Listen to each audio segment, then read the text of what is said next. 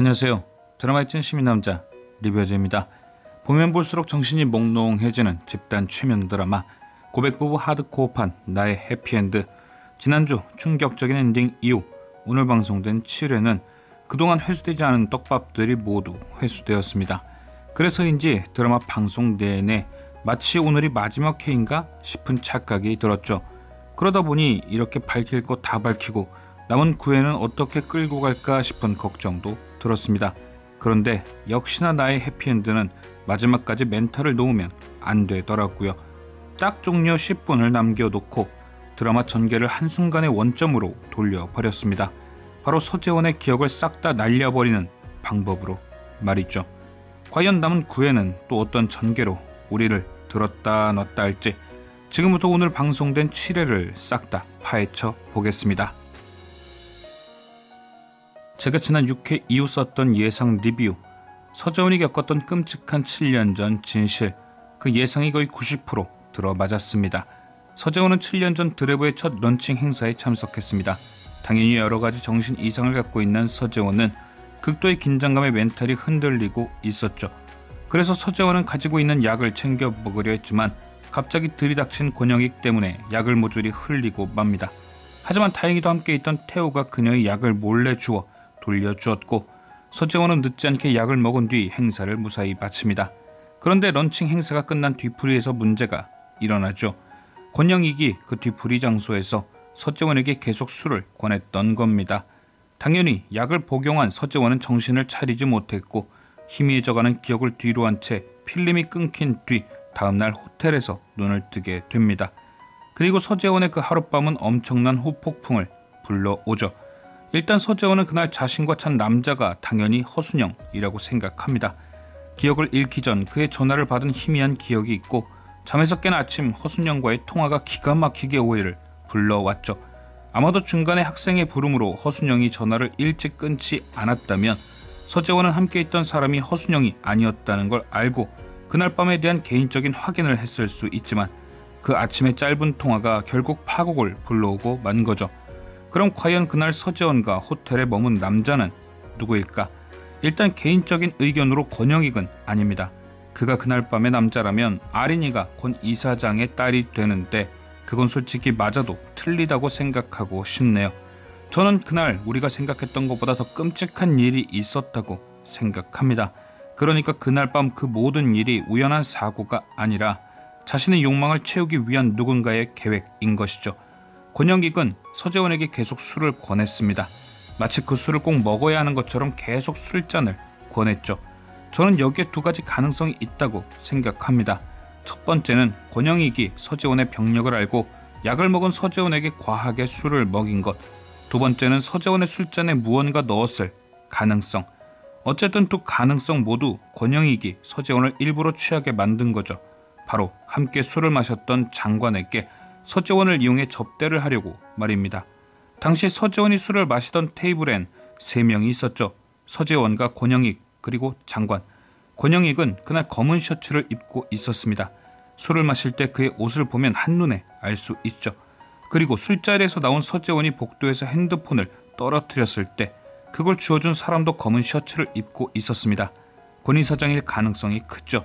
하지만 허순영이 받은 메일의 사진 속에는 서재원이 흰 셔츠를 입은 남자와 호텔에 들어갑니다.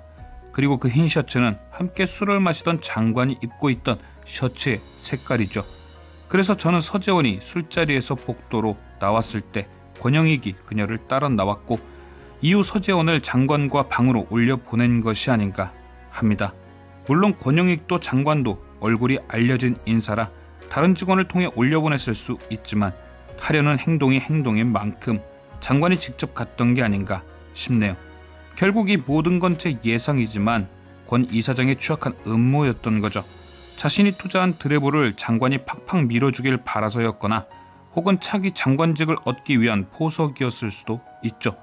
또는 서재원과 장관이 호텔방에 들어가는 걸 사진으로 남긴 뒤 그걸 미끼로 계속해서 장관에게 사업에 필요한 도움을 요구했을 수 있고요. 과연 그날 밤 서재원의 방에 들어간 남자가 제 예상과 일치하게 될지. 그럼 과연 이 모든 일을 허순영이 알게 한 아미의 정체는 누구일까요? 일단 아미는 허순영에게 이메일로 7년 전 그날 서재원이 누군가와 함께 호텔방에 들어가는 것을 사진으로 찍어 보냈습니다. 그러므로 아미는 그 사진을 누군가에게 전해받은 사람이 아니라면 그날 그곳에 있던 사람 중 하나일 것이고, 그 사람들 중 서재원과 허순영이 좋지 않은 관계가 되길 바라는 사람일 가능성이 큽니다. 그럼 딱 두 사람이 머릿속에 떠오르죠. 서재원을 좋아하고 아끼는 태호, 서재원에게 자격지심 믿고 허순영과의 미래를 꿈꾸는 권윤진. 일단 두 사람은 전부 다 그날 그 자리에 있었습니다. 태호는 아르바이트생으로 서재원의 방에도 직접 드나들었던 장면이 등장했었고, 권윤진은 런칭 행사에 참석한 장면은 물론 지난 4회에서는 호텔 복도에서 하혈을 하는 장면이 등장하기도 했죠. 고로 이렇게 두 사람 다 그 장소에 존재했고, 서재원과 허순영이 헤어지면 기회가 생기는 사람들입니다. 그럼 과연 두 사람 중 누가 아미에 가까울까요? 당연히 태호보단 권윤진이 더 아미에 가깝겠죠. 일단 태호는 서재원을 남몰래 좋아하고 있는 듯하지만 결정적으로 그 사람의 불행을 원하진 않습니다. 만약 그날 밤 거기서 있었던 일을 목격했더라도 묻어줬으면 묻어줬지 파헤쳐 터뜨릴 사람은 아니죠. 하지만 권윤진은 과거 해상신부터 불안합니다.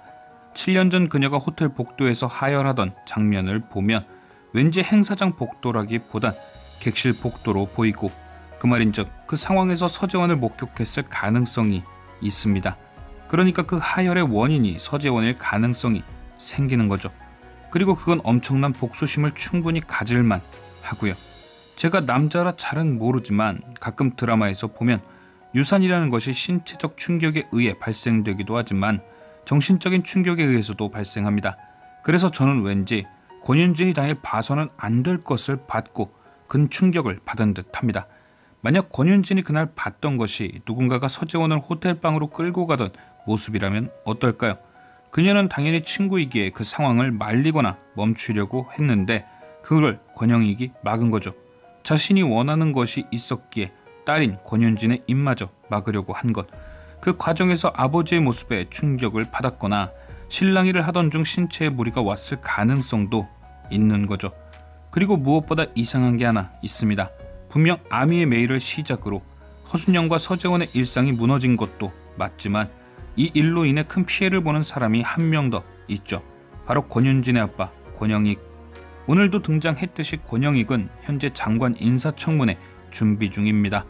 그런데 그 청문회 준비 도중 드레부 즉 서재원의 이혼이 거론되며 뭔가 그의 장관 임용에 제동이 걸릴 듯한 분위기가 풍겼죠. 또한 중요한 청문회를 앞두고 권윤진은 백승규를 건물에서 떨어뜨려 아빠의 발목을 붙잡을 뻔했습니다. 그리고 무엇보다 허순영과 외도를 저질러 그 사실이 발각되면 권 이사장의 청문회에 큰 타격을 주게 되죠.